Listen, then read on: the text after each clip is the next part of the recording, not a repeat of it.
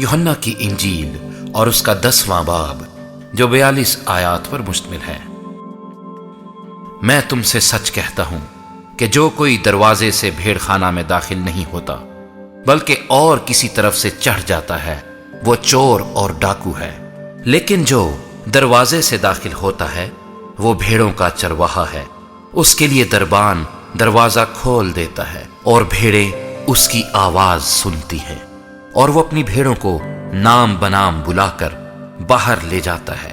जब वो अपनी सब भेड़ों को बाहर निकाल चुकता है तो उनके आगे आगे चलता है और भेड़ें उसके पीछे पीछे हो लेती हैं, क्योंकि वो उसकी आवाज पहचानती हैं। मगर वो गैर शख्स के पीछे ना जाएंगी बल्कि उससे भागेंगी, क्योंकि गैरों की आवाज नहीं पहचानती। यीशु ने उनसे ये तमसील कही, लेकिन वो ना समझे कि ये क्या बातें हैं जो हमसे कहता है। बस यीशु ने उनसे फिर कहा, मैं तुमसे सच कहता हूं कि भेड़ों का दरवाजा मैं हूं। जितने मुझसे पहले आए सब चोर और डाकू हैं, मगर भेड़ों ने उनकी ना सुनी। दरवाजा मैं हूं। अगर कोई मुझसे दाखिल हो तो निजात पाएगा और अंदर बाहर आया जाया करेगा और चारा पाएगा। चोर नहीं आता मगर चुराने और मार डालने और हलाक करने को। मैं इसलिए आया कि वो जिंदगी पाएं और कसरत से पाएं। अच्छा चरवाहा मैं हूं। अच्छा चरवाहा भेड़ों के लिए अपनी जान देता है। मजदूर जो ना चरवाहा है ना भेड़ों का मालिक, भेड़िए को आते देखकर भेड़ों को छोड़कर भाग जाता है और भेड़िया उनको पकड़ता और परागंदा करता है। वो इसलिए भाग जाता है कि मजदूर है और उसको भेड़ों की फिक्र नहीं। अच्छा चरवाहा मैं हूं। जिस तरह बाप मुझे जानता है और मैं बाप को जानता हूं, इसी तरह मैं अपनी भेड़ों को जानता हूं और मेरी भेड़ें मुझे जानती हैं और मैं भेड़ों के लिए अपनी जान देता हूं। और मेरी और भी भेड़ें हैं जो इस भेड़ खाने की नहीं, मुझे उनको भी लाना जरूर है और वो मेरी आवाज सुनेगी। फिर एक ही गला और एक ही चरवाहा होगा।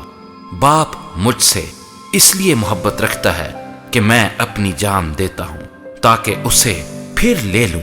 कोई उसे मुझसे छीनता नहीं बल्कि मैं उसे आप ही देता हूं। मुझे उसके देने का भी इख्तियार है और उसे फिर लेने का भी इख्तियार है। ये हुक्म मेरे बाप से मुझे मिला। इन बातों के सबब से यहूदियों में फिर इख्तिलाफ हुआ। उनमें से बहुतेरे तो कहने लगे कि उसमें बदरू है और वो दीवाना है, तुम उसकी क्यों सुनते हो? औरों ने कहा, ये ऐसे शख्स की बातें नहीं जिसमें बदरू हो। क्या बदरू अंधों की आंखें खोल सकती है? यरूशलेम में ईद तजदीद हुई और जाड़े का मौसम था और यीशु हैकल के अंदर सुलेमानी बरामदे में टहल रहा था। बस यहूदियों ने उसके गिर्द जमा होकर उससे कहा, तू कब तक हमारे दिल को डामाडोल रखेगा?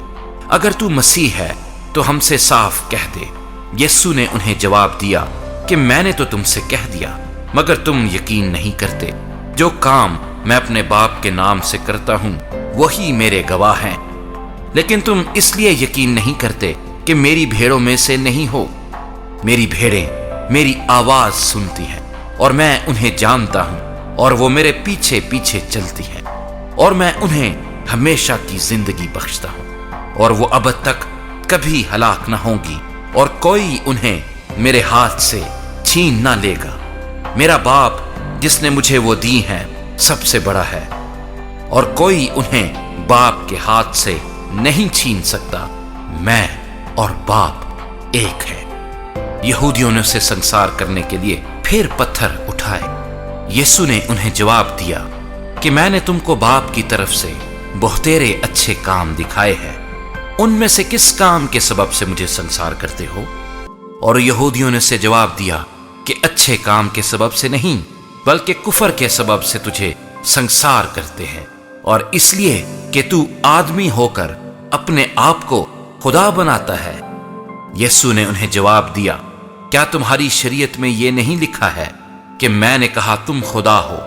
जबकि उसने उन्हें खुदा कहा जिनके पास खुदा का कलाम आया और किताब मुकद्दस का बातिल होना मुमकिन नहीं। आया तुम उस शख्स से जिसे बाप ने मुकद्दस करके दुनिया में भेजा, कहते हो कि तू कुफर बकता है इसलिए कि मैंने कहा मैं खुदा का बेटा हूं। अगर मैं अपने बाप के काम नहीं करता तो मेरा यकीन ना करो, लेकिन अगर मैं करता हूं तो गो मेरा यकीन ना करो, मगर उन कामों का तो यकीन करो, ताकि तुम जानो और समझो कि बाप मुझ में है और मैं बाप में। उन्होंने फिर उसे पकड़ने की कोशिश की, लेकिन वो उनके हाथ से निकल गया। वह फिर यरदन के पार उस जगह चला गया जहां यूहन्ना पहले बपतिस्मा दिया करता था, और वहीं रहा। और बहुतेरे उसके पास आए और कहते थे कि यूहन्ना ने कोई मौजज़ा ना दिखाया, मगर जो कुछ यूहन्ना ने इसके हक में कहा था वो सच था, और वहां बहुतेरे उस पर ईमान लाए।